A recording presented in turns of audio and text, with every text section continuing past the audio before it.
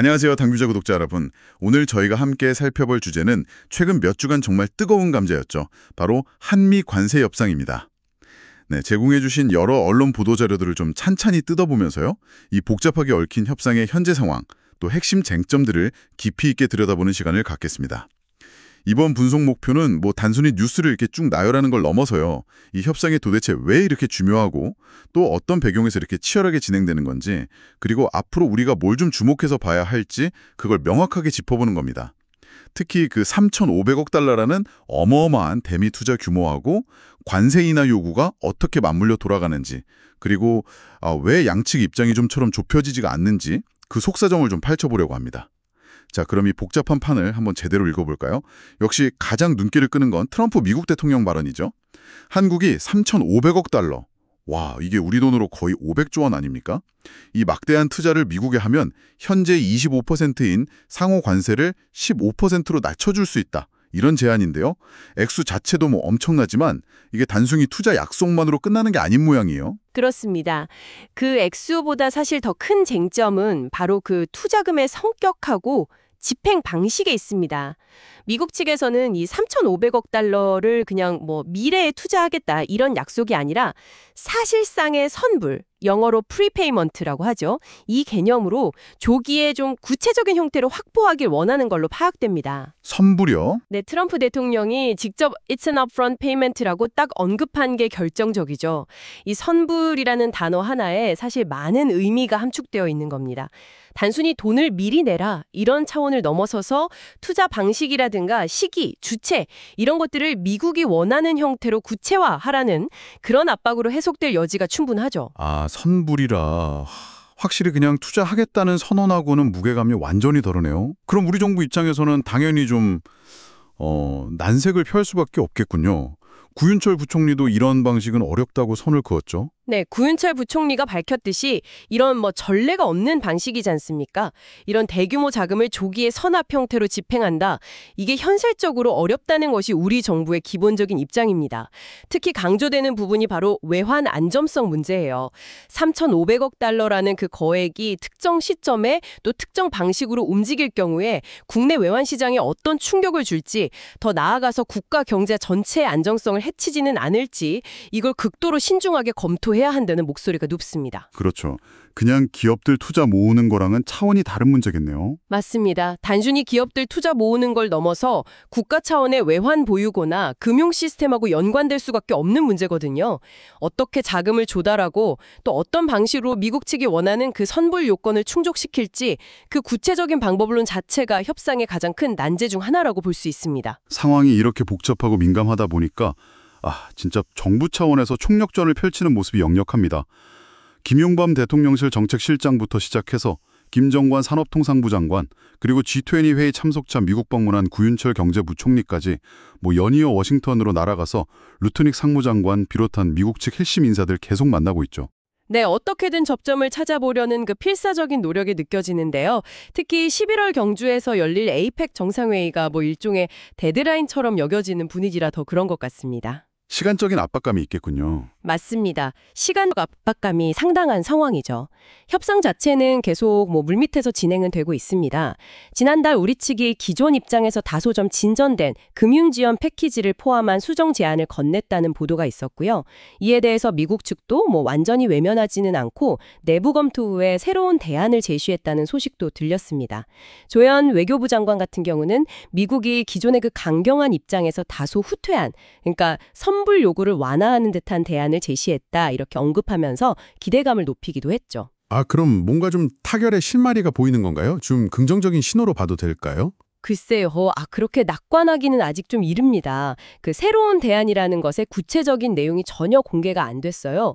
오히려 협상이 좀 진전되는 듯한 분위기 속에서 월스트리트 저널 WSJ 같은 유력 외신에서는 러트닉 장관이 3,500억 달러로는 부족하다. 오히려 증액을 압박하고 있다는 정반대의 보도가 나오기도 했거든요. 액수를 더 늘리라고요? 네, 물론 우리 산업부는 즉각 사실무근이라고 반박을 했습니다만 이런 혼선 자체가 협상이 얼마나 꼬여 트여있고 예측 불가능한 질을 보여주는 방증이라고 할 수 있습니다. 일각에서는 미국이 유리한 고지를 점하려고 계속 조건을 바꾸는 거 아니냐, 소위 골대 옮기기 전략을 쓰는 것 아니냐는 비판적인 시각도 나오고 있죠. 무리가 아닙니다. 와, 정말 안개 속이네요. 양측 발표나 언론 보도만 봐서는 실제 협상 분위기가 어떤지 가늠하기가 쉽지 않아 보입니다.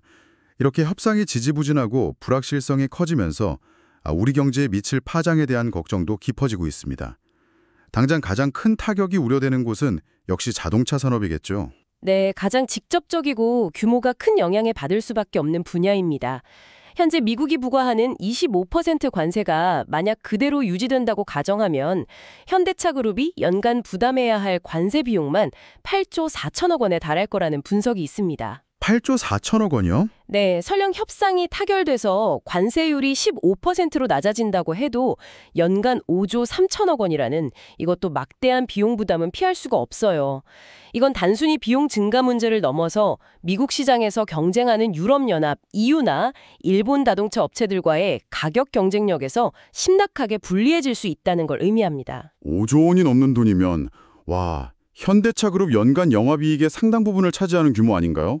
이거 뭐 수익성의 직격탄이 될 수 있겠네요. 정확합니다. 매달 거의 7천억 원에 달하는 관세 부담을 안고 가야 하는 셈인데 이게 최근 몇 년간 글로벌 시장에서 좋은 실적 내면서 쌓아올린 그 수익성 기반을 크게 흔들 수 있습니다. 일부에서는 폭스바겐 그룹에 이어서 글로벌 수익성 2위를 기록했던 현대차 그룹의 위상이 이번 관세 문제로 인해서 위협받을 수 있다. 이런 전망까지 내놓고 있습니다.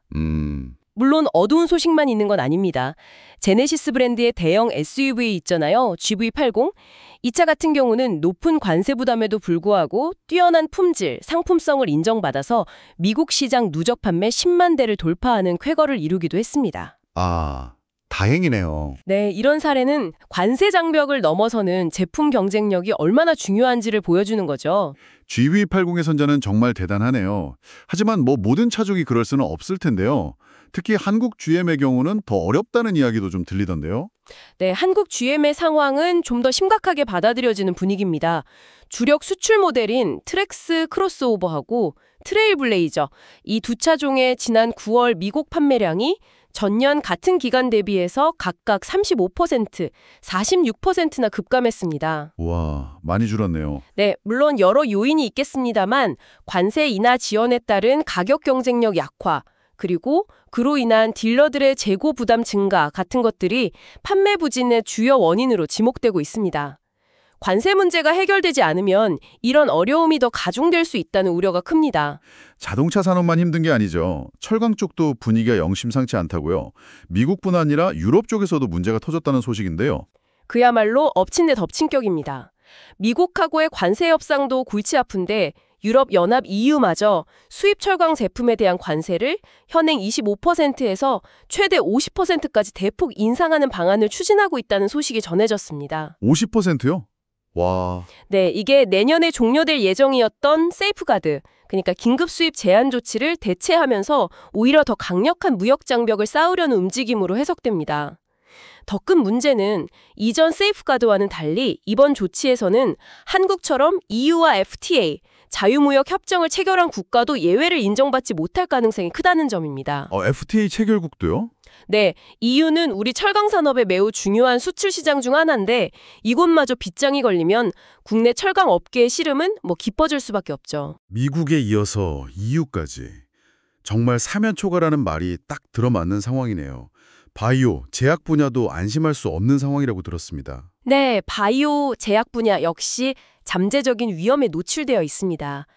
트럼프 행정부가 한때 수입 의약품에 대해서 무려 100% 관세 부과 카드를 꺼내들었었잖아요. 네, 그랬었죠. 국제적인 반발하고 업계 우려 속에 일단 시행은 연기했지만 그 불씨가 완전히 꺼진 것은 아닙니다.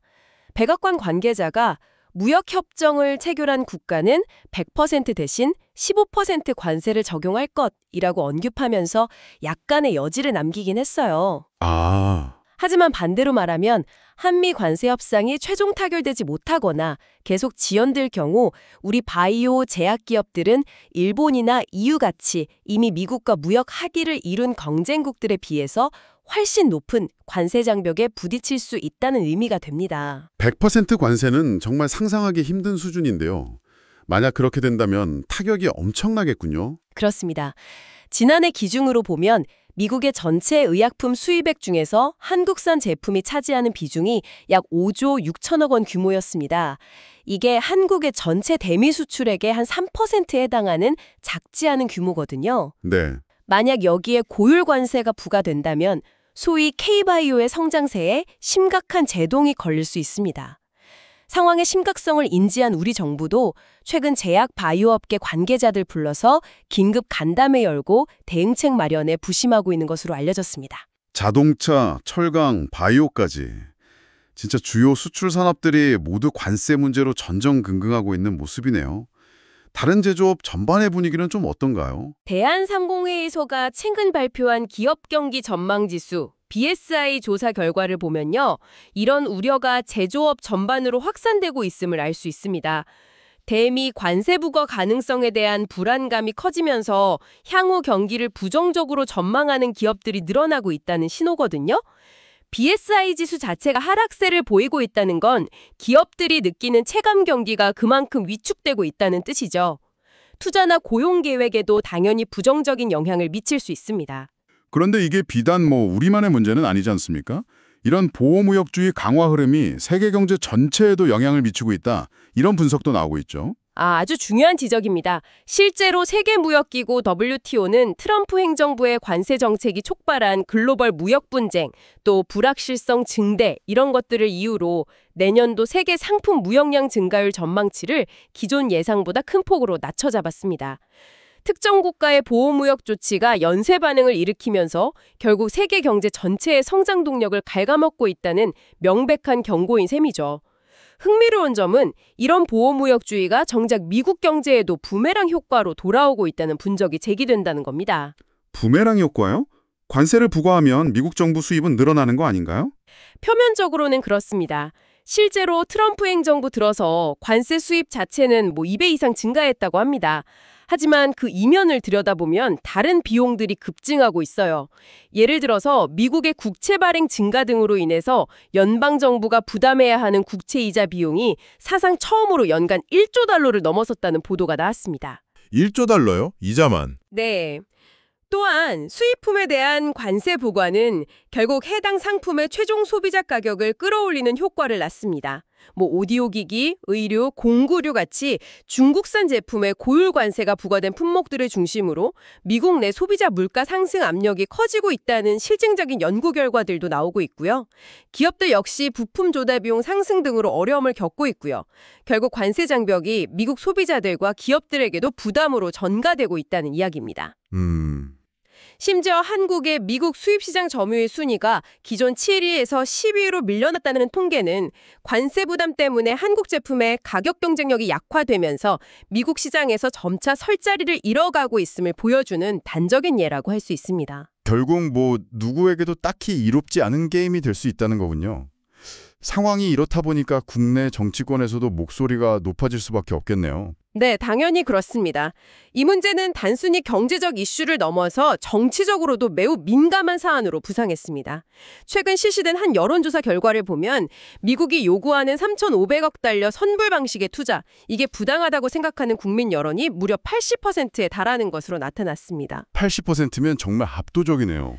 네, 이건 특정 지역이나 정치적 성향을 떠나서 국민 대다수가 이번 협상 조건에 대해서 강한 거부감을 가지고 있다는 걸 보여주는 수치죠. 이런 여론을 바탕으로 정치권에서도 좀 초당적인 대응을 촉구하는 움직임이 있는 것 같더군요. 맞습니다. 이런 국민적 우려를 반영하듯 여야를 막론하고 정치권에서는 이번 협상에 대해서 초당적으로 협력하고 국익을 지켜야 한다는 목소리가 커지고 있습니다. 예를 들어 조국 혁신당의 조국 대표는 현재 상황을 관세 팬데믹에 비유하면서 여기에 대응하기 위해서 여야 대표와 정부 관계자가 참여하는 비상경제안보회의 구성을 제안하기도 했고요. 국민의힘 장동혁 원내대표 역시 비슷한 취지에서 여야정 협의체 구성을 제안하면서 정부의 협상 노력을 뒷받침하겠다는 의지를 보였습니다. 여야가 모처럼 한 목소리를 내는 모습이네요. 네, 그만큼 이번 사안이 갖는 무게감이 크다는 방증입니다. 협상 결과가 단순히 특정 산업이나 기업의 이해관계를 넘어서 국가 경제 전체와 국민들의 실생활에 미칠 파급 효과가 워낙 지대하기 때문에 정치권에서도 좌우를 떠나서 민감하게 반응할 수밖에 없는 것이죠. 윤창열 국무조정실장이 언론 브리핑에서 어떤 경우에도 부당한 합의는 하지 않을 것이다. 최대한 국익을 지키겠다고 강한 어조로 강조한 것도 이러한 국민적 우려와 정치권의 압박을 충분히 의식하고 있다는 메시지로 읽힙니다. 협상 테이블에 앉아있는 우리 대표단의 어깨가 얼마나 무거울지 짐작이 가는 대목입니다. 그러게요. 정말 어려운 협상일 것 같습니다. 한편 이 관세 협상하고 맞물려서 한미 간 통화 스와프 체결 가능성도 계속 언급되고 있는데 이 부분은 좀 진전이 있나요? 외환 시장 안정을 위해서라도 중요한 안전판이 될 수 있을 텐데요. 통화 스와프는 외환 위기 상황에 대비하는 중요한 금융 안전망 역할을 할 수 있기 때문에 이번 협상 국면에서 우리 측이 계속 요구하고 있는 카드로 알려져 있습니다. 하지만 현재까지 들려오는 소식들을 종합해보면 이 부분 역시 아직 구체적인 합의에 이르지는 못한 것으로 보입니다. 위성락 국가안보실장은 최근 발언에서 통화 스와프 논의가 진행 중이라는 사실은 인정하면서도 이것이 성사된다고 해도 관세 협상 타결을 위한 충분 조건은 아니고 다른 핵심 쟁점들이 해결되어야 하는 필요 조건 중 하나일 뿐이다. 이렇게 선을 긋기도 했습니다. 즉, 통화 스와프 하나만으로 전체 협상을 타결시킬 순 없다는 의미로 해석됩니다. 통화 스와프가 막는 열쇠는 아니라는 거군요. 그럼 안보 분야 합의를 먼저 발표할 수도 있다는 이야기도 있던데요. 그건 또 뭔가요? 네, 조현 외교부 장관이 에이펙 정상회의 전에 안보 분야에서의 양국 간 합의 사항을 먼저 발표하는 강안을 추진 중이라고 언급한 바 있습니다. 이것이 통상협상하고 완전히 별개의 트랙으로 진행되는 것인지 아니면 좀 지지부진한 통상협상의 돌파구를 마련하기 위한 일종의 레버레이지, 지렛대로 활용하려는 전략인지는 좀 더 지켜봐야 할 것 같습니다. 안보하고 경제 이슈가 아주 복잡하게 얽혀 돌아나는 그야말로 고차방정식을 푸는 듯한 상황입니다. 자, 오늘 이야기는 좀 정리해볼 시간이 된 것 같습니다. 한미 관세 협상은 결국 3,500억 달러라는 막대한 투자 규모와 미국의 관세 인하 요구가 어떻게 연결되고 풀리느냐의 문제로 요약될 수 있겠네요.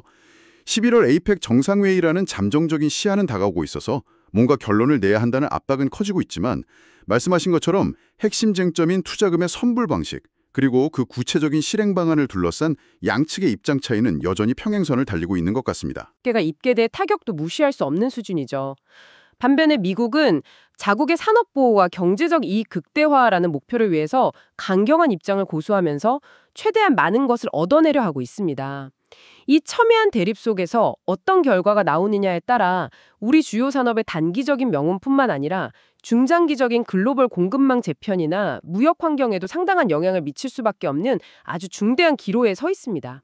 여전히 안개 속이고 최종 타결까지는 넘어야 할 고비가 많아 보이는 것이 현재 상황에 대한 좀 냉정한 평가일 것입니다. 오늘 저희는 한미 관세 협상의 복잡한 배경과 핵심 쟁점들, 그리고 이것이 왜 우리 모두에게 중요한 문제인지 다양한 각도에서 함께 살펴봤습니다. 연일 쏟아지는 뉴스 속에서 그 이면에 숨겨진 진짜 의미와 앞으로의 전개 방향을 가늠하시는데 조금이나마 도움이 되었기를 바랍니다. 마지막으로 청취자분께 생각해볼 질문을 하나 던져드리고 싶습니다. 이번 한미과세 협상 과정에서도 명확히 드러났듯이 미국뿐만 아니라 EU 같은 주요 선진국들의 보호무역주의 강화, 그리고 자국 우선주의 경향은 이제 일시적인 현상이 아니라 거스를 수 없는 구조적인 변화, 그러니까 뉴 노멀이 되어가고 있는 것 같습니다. 그렇다면 이러한 격변의 시대를 살아가는 우리는 우리 산업과 국가는 앞으로 어떻게 적응하고 생존해야 할까요?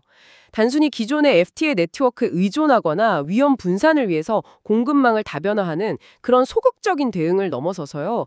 미래의 불확실성 속에서도 흔들리지 않는 경제적 회복력, 레질리언스라고 하죠 이걸. 확보하기 위해서 보다 근본적이고 혁신적인 전략은 무엇일지 고민이 필요한 시점입니다.